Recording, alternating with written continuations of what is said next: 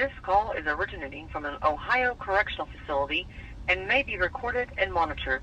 I probably would have got the death penalty if they knew exactly what happened, but there was no evidence because the body had been in the ground so long, and it was a cold case, so they let me plead out to manslaughter just a short time. Manslaughter getting up 12 years for, but I was already serving 5 years for a burglary on my stepbrother's house. Who did you kill? Kimberly Brown.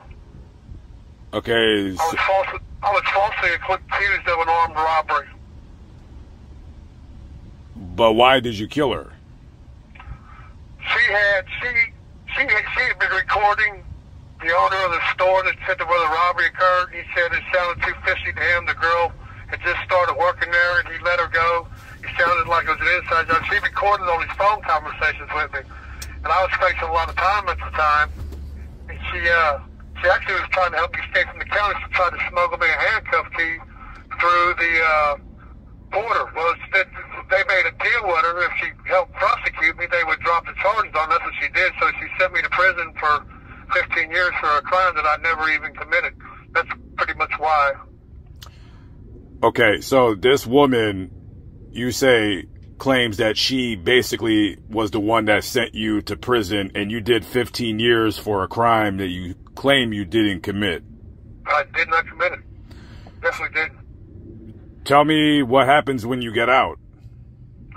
Well, there's a little story to this. I went to prison. I filed an appeal. And the same day that I lost my appeal, the Easy Rider Rodeo was going on at Chillicothe Prison at the Ross County Fairgrounds. I actually escaped, me and another individual named Todd Green. This happened September 3rd, 1993. We broke in the firehouse, took two 40-foot ladders while all the Harley Davidsons and girls on back showing titties was out front. We was going out the back on 40-foot ladders through the cornfields. We got captured the next day, and I was transferred to Lebanon Correctional. Then a couple of years into that, I got caught with a hacksaw blade trying to escape again, and I ended up in Lucasville. They overturned my escape from Chillicothe on appeal because they waited 3 years to charge me, but I ended up doing the whole 15 years. Okay, so what year did you get out of prison? I got out December 15, 2003. And what's on your mind when you get out? I actually wanted to go find Kim, but I acquired employment, attempting to find some normalcy in life. And a couple of years out, Kim shows up at my door. And for some apparent reason, I've been sharpening a knife all week on a whetstone, a butcher knife. It was like this destiny or something. And she shows up at my door talking about she was on the run and she was sorry for putting me in prison because she hide out there for a while. So me and Kim, we spent a couple nights partying, this, that, and the other, and she started stealing from me, this, that, and the other. I thought it was all behind me. I just snapped, and she was in the restroom. I went in there with a rubber mallet, busted her in the side of the head, and in the ribs, and just drug her over to the bathtub, and then cut her throat and bled her out in the bathtub. When you were doing this, what was going through your mind? A lot of hate. And she started saying she was sorry. She was sorry. I just told her to be quiet, be over in a minute. It was over pretty quick. She didn't suffer. I went into the bedroom and got a blanket, went to the kitchen, got 2 rolls of saran wrap, wrapped her up. I didn't bury her till the next day. I couldn't figure out what to do with the body. I lived on the Ohio River. The Ohio River is right behind the house, about 150 yards away from the back door, but I was in a cast up to my kneecap. Well, I jumped out a window and broke my foot when I was all drunk running from a parole office. And I went to the basement, drug her to the basement, took the floorboards up, put her under there, and dug a shallow grave with a claw hammer. The house was built in the 1800s. It still had the original coal furnace in it. It's an antique building. It's now a bar called the High Mark. It's a real high-end bar. It's real nice. It's all built up condos.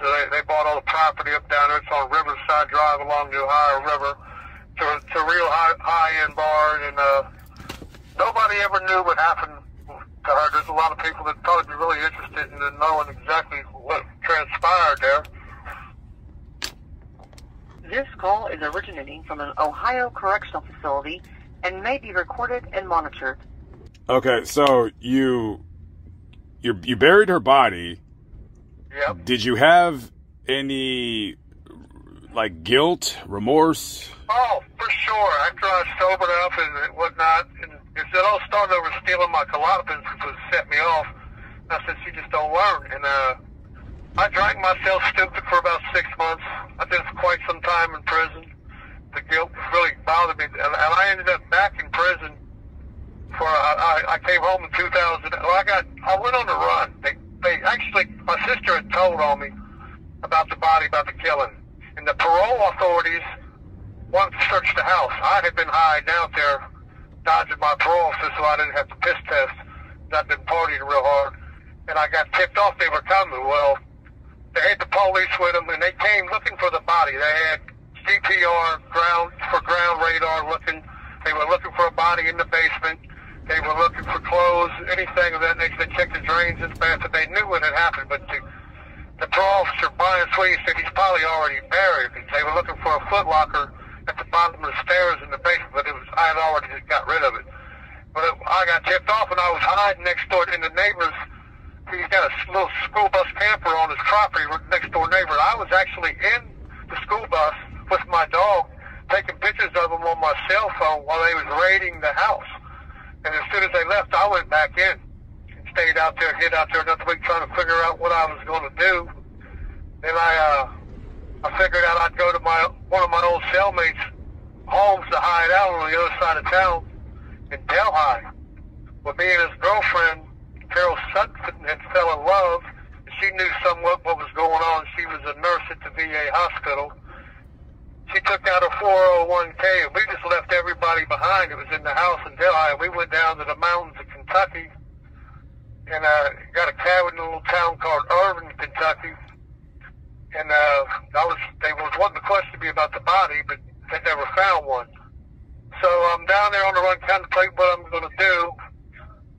I decided to come. I go to Louisville and try to buy some drugs off the street of April 1st. Get shot, go to prison, get caught with assault off 12 gauge in Louisville, Kentucky, Jefferson County. End up doing 3 years there.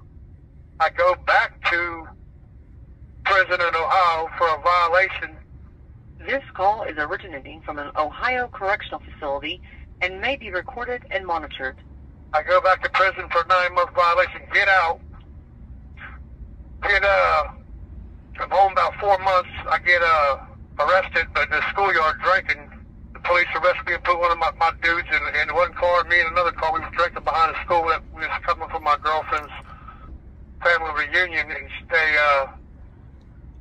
they talked about charging me with burglary because the alarm went off in the school, so we was just back there drinking. It wasn't us. And so I'm on YouTube for escaping out of this police car. I'm handcuffed. It's 2008 July, I think. It's under under man escaping police car. I'm handcuffed. I've only been home from prison 4 years. I was extremely, really good shape. And I get the handcuffs in front of me, go through the front console window, get out the cop car, and take off running and get away from them again. I've got a real extensive record for escaping custody. Very extensive. I've probably got like 6 escapes on my record. Who did you tell where the body was? Like, how did they know that you killed her? How did they know where the body was? Well, I had told my sister about it. Were you drunk or on drugs when you told her, or you were just guilty? I was drinking. My conscience was bothering me. I just had to let it out. I didn't think a girl of that age should keep that inside of her. She wouldn't tell on me, but she had her boyfriend, Dave Nordgren, go to my parole officer and tell him. That's when they came and searched the house. They didn't discover the body for 7 years later. My dad had fell in that building and got paralyzed repairing the stairs in that basement. I had a girlfriend that was serving time in Marysville. Her name was Cindy Roden. She lives down there on Eastern Avenue. I wrote her letters and told her, well, she knew something had happened there, knew there was a body there, but she just never knew where it was. And I told her, I said, look, my sister's talking about selling that house. I said, I got to get that body out of there. So I tell my sister it's there. She says, well, send me a map to the body, and which a dumbass I did. And while she's visiting my dad in the hospital, where he's paralyzed from the neck down, one of her lesbian girlfriends is going through my dad's paperwork and finds the body to the map. And she has the police meet her in Covington, Kentucky, right across the river, says, if you drop these warrants on me in Butler County, I'll give you this map to a body. Her name is Jacqueline Lang, who turned me in. I don't know whatever became of her, or if he's even still out there. And I'm sitting there in the prison cell doing time for an escape for breaking out of the police car, and there's a news break on the TV. It says, ancient murder mystery solved. It's Eastern Avenue. It was called Eastern Avenue at the time. They changed to Riverside Drive. I said, well, this is going to be good. This is my neighborhood. Lo and behold, there's my building, my dad's house, on the news with crime scene tape around it and crime scene investigators there. You know, I said, it's over. I'm never getting out again. Dug it up. I watched the whole thing unfold for months on TV from prison. They didn't indict me for like a year. They didn't have a cause of death because the body was so old. They just ruled it a homicide because there was some broken bones, as they called it, perimortem, the causes right before death. Okay, so I guess you can say that if it wasn't for you saying anything to your sister, you would have... I got away with it. For sure. What sentence did you end up getting? I got 8 for the body, 4 for tampering with evidence, and 1 for gross abuse of corpse. They was trying to give me 30 to life. They couldn't prove anything. The body was bones from the neck up, from the kneecaps down. The rest of the body was still intact. It was preserved quite well. I have pictures of it in my most of the discovery. I have them in my property right now. I still have them. I could mail those to you. I could mail the pictures of the house before and after, as the barn is now. I don't know if you want to go there and visit, but it was buried under the addition of the house. The addition now is part of a restaurant. It's a high-end bar that serves food.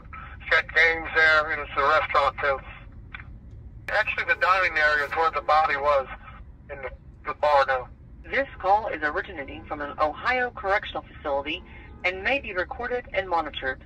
Dining room of the bar now. It was actually my living room at the time when they discovered it, and everything had been moved out of there. My dad was living on the top floor. It's a very big home. It's 1,800 homes. It's made of brick. It had a cold frozen. It's a very big stone building, fortress, really.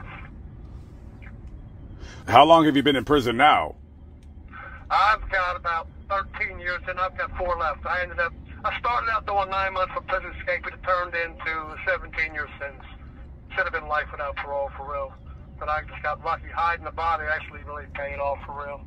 Are you up for parole in 4 years, or are you getting out? No, I got flat time. I can actually get out in 4 years.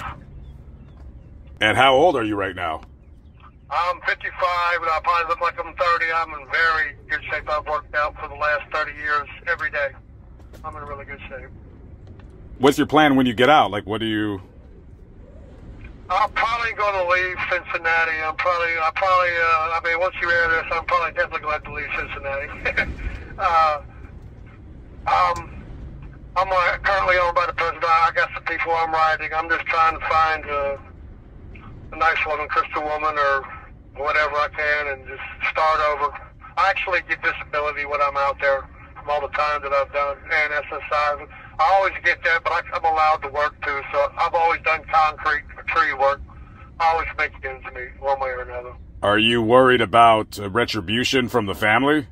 No, they didn't even file a missing person report, so they pretty much gave up on her a long time ago. She actually still had warrants when they discovered her. Do you feel that you will reoffend again? And when I say that, I'm not saying are you going to murder Right. somebody else? I'm saying, are you going to stay out of trouble, or are you going to go back to drugs? I've actually been in no trouble since I've been here. I'm in a very low-level security institution now.